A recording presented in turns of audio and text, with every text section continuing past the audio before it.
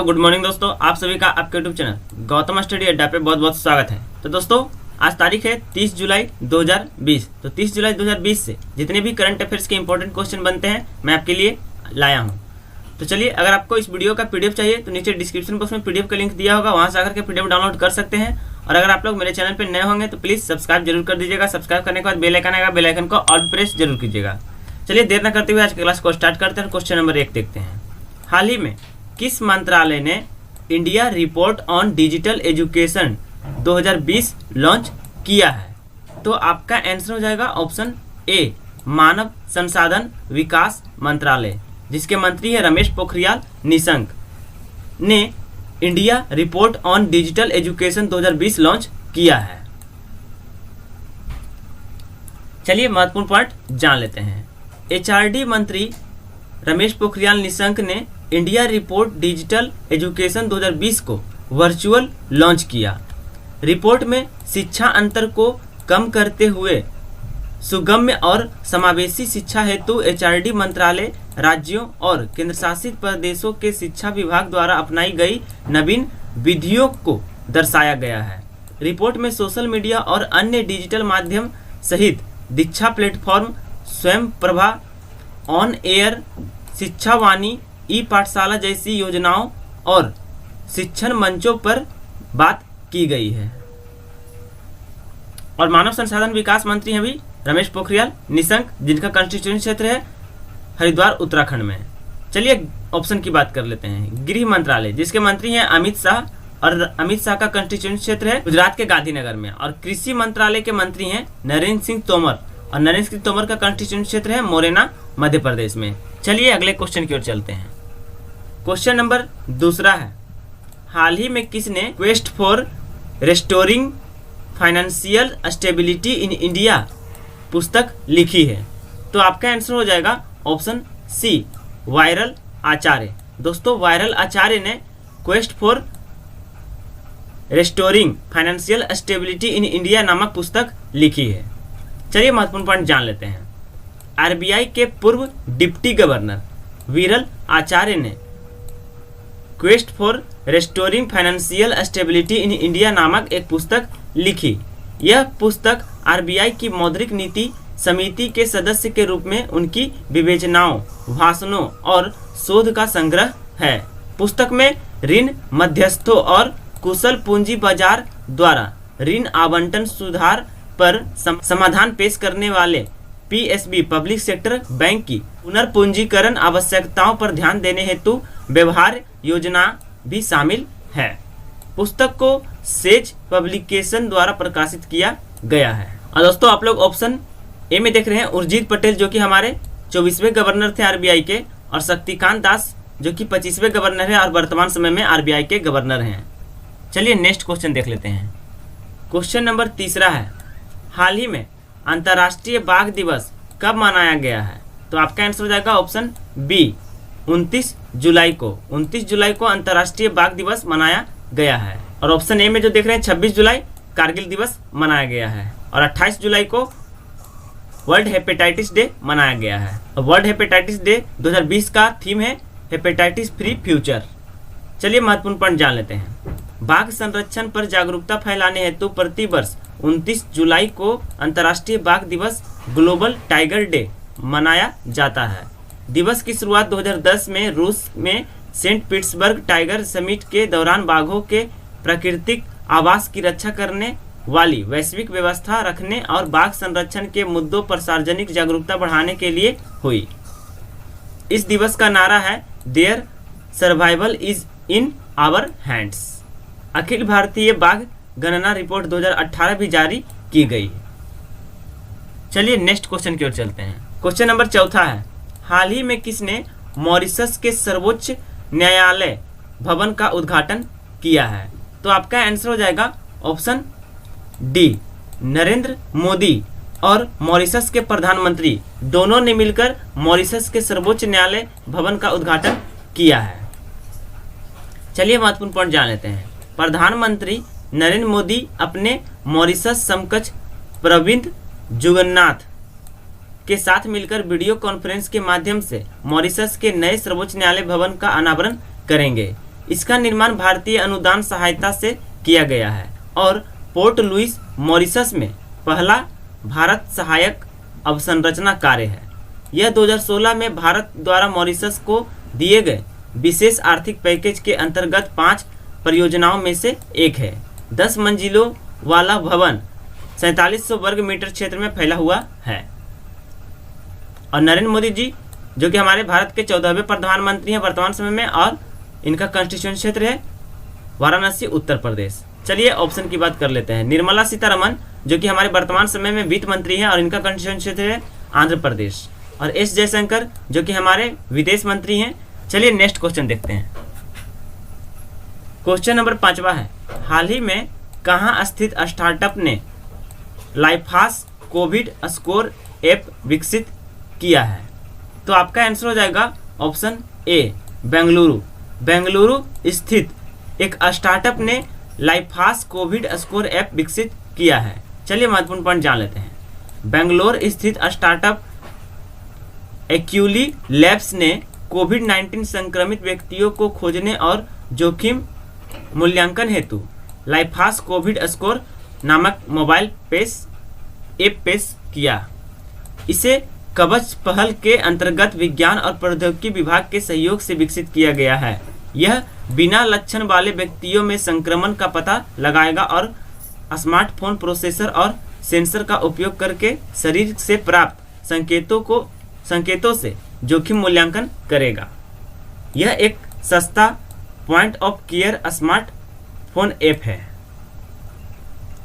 तो दोस्तों अगर मेरा वीडियो आपको अच्छा लग रहा है और क्वेश्चन अच्छे हैं तो वीडियो को ज़्यादा शेयर और लाइक जरूर कीजिएगा और चैनल पर नए हैं तो सब्सक्राइब जरूर कर लीजिए। चलिए नेक्स्ट क्वेश्चन देखते हैं। क्वेश्चन नंबर 6 है, हाल ही में 5वीं AIIB बोर्ड ऑफ गवर्नर्स बैठक में किसने भाग लिया? तो आपका आंसर हो जाएगा ऑप्शन बी निर्मला सीतारमन जो कि हमारे वर्तमान समय के वित्त मंत्री हैं। निर्मला सीतारमन ने 5वीं AIIB बोर्ड ऑफ गवर्नर्स बैठक में शामिल हुई है। चलिए महत्वपूर्ण पॉइंट जान लेते हैं। वित्त मंत्री निर्मला सीतारमन वीडियो कॉन्फ्रेंस के माध्यम से एशियाई अवसंरचना निवेश bank Asian infrastructure investment bank जिसका फुल फॉर्म होता है के बोर्ड ऑफ गवर्नर्स की 5वीं वार्षिक बैठक में शामिल हुई। बैठक में AIIB के अध्यक्ष चुनाव सहित आधिकारिक व्यावसायिक चर्चा और मुख्य वक्ता के रूप में निर्मला सीतारमन के साथ AIIB 2030 supporting Asia's development over the next decade विषय पर एक गोलमेज चर्चा हुई। अब चलिए AIIB के बारे में जान लेते हैं। तो दोस्तों AIIB का हेडक्वार्टर यानी मुख्यालय है बीजिंग चीन में और AIIB के अध्यक्ष हैं जिन लिक्विन। चलिए ऑप्शन की बात कर लेते हैं। तो ऑप्शन ए में है नरेंद्र मोदी जो कि भारत के 14वें प्रधानमंत्री हैं वर्तमान समय में, और नरेंद्र सिंह तोमर जो कि फार्मर्स मिनिस्टर हैं वर्तमान समय में। चलिए नेक्स्ट क्वेश्चन देख लेते हैं। क्वेश्चन नंबर 7वां है, हाल ही में मुख्यमंत्री BS येदियुरप्पा ने कहाँ लाइफ साइंसेज पार्क की नींव रखी? तो आपका आंसर हो जाएगा ऑप्शन सी बेंगलुरु। कर्नाटका के बेंगलुरु में, जिसे इलेक्ट्रॉनिक नगर के नाम से भी जाना जाता है और सिलिकॉन वैली के नाम से भी जाना जाता है, बेंगलुरु में लाइफ साइंसेज पार्क का नींव रखी है मुख्यमंत्री BS येदियुरप्पा ने। चलिए महत्वपूर्ण पॉइंट जान लेते हैं। कर्नाटक के मुख्यमंत्री BS येदियुरप्पा ने इलेक्ट्रॉनिक सिटी में बेंगलुरु लाइफ साइंसेज पार्क की नींव रखी। यह 5000 करोड़ रुपए की लागत के साथ 27 एकड़ पर 9 मिलियन वर्ग फीट में फैला है। यह सार्वजनिक निजी भागीदारी PPP मॉडल पर स्थापित किया गया है और दुनिया की सर्वश्रेष्ठ जैव प्रौद्योगिकी अवसंरचना से सुसज्जित होगा। पहला चरण दिसंबर 2022 तक पूरा होगा। पार्क में लगभग 150 कंपनियां होगी और रोजगार सृजन करेंगी। चलिए अगला क्वेश्चन देख लेते हैं। क्वेश्चन नंबर 8वां है, हाल ही में the India way strategies for an unsolved world नामक एक पुस्तक किसके द्वारा लिखी गई है? तो आपका आंसर हो जाएगा ऑप्शन बी एस जयशंकर जो कि हमारे फॉरेन मिनिस्टर हैं, विदेश मंत्रालय के मंत्री हैं। एस जयशंकर ने the India way strategies for an unsolved world नामक पुस्तक लिखी है। चलिए महत्वपूर्ण पॉइंट जान लेते हैं। भारतीय राजनयिक और विदेश मंत्री एस जयशंकर ने the India way strategies for an unsolved world नामक एक पुस्तक लिखी। पुस्तक हार्पर्स कॉलिंस इंडिया प्रकाशन में छपी है। यह 7 सितंबर 2020 को विमोचन होगी। यह पुस्तक भारत के एक प्रमुख शक्ति बनने के मार्ग में आने वाली विभिन्न चुनौतियों और नीतिगत प्रतिक्रियाओं के बारे में भी बताती है। यह भारत के अंतर्राष्ट्रीय संबंधों पर बेहतरीन पुस्तकों में से होगी। अब चलिए क्वेश्चन नंबर 9 देख लेते हैं। क्वेश्चन नंबर 9 है, पृथ्वी विज्ञान मंत्रालय लाइफ टाइम एक्सीलेंस अवार्ड से किसे सम्मानित किया गया है? तो आपका आंसर हो जाएगा option A, professor Ashok Sahni. Professor Ashok Sahni को ये देखिए सीरियल नंबर 1 में है lifetime excellence award. Professor Ashok Sahni पृथ्वी विज्ञान मंत्रालय की ओर से सम्मानित किया गया है। चलिए महत्वपूर्ण पॉइंट में सारा जानकारी ले लेते हैं। पृथ्वी विज्ञान मंत्रालय MOES ने पृथ्वी प्रणाली विज्ञान में उत्कृष्टता के लिए MOES राष्ट्रीय पुरस्कार के विजेताओं की घोषणा की। पुरस्कार के साथ MOES का उद्देश्य पृथ्वी प्रणाली विज्ञान के विभिन्न क्षेत्रों में प्रख्यात वैज्ञानिकों इंजीनियरों द्वारा किए गए प्रमुख वैज्ञानिक योगदान को पहचानना है। और हमारे वर्तमान समय में union minister of earth sciences हैं हर्षवर्धन। अब चलिए बाकी सारे ऑप्शन की भी बात कर लेते हैं। डॉक्टर एस सुरेश बाबू, देखिए दोस्तों, national award for atmospheric science and technology, doctor S Suresh Babu. और NV चलपति राव, जो कि तीसरा नंबर पे है, national award for geo science and technology, NV Chalapathi Rao.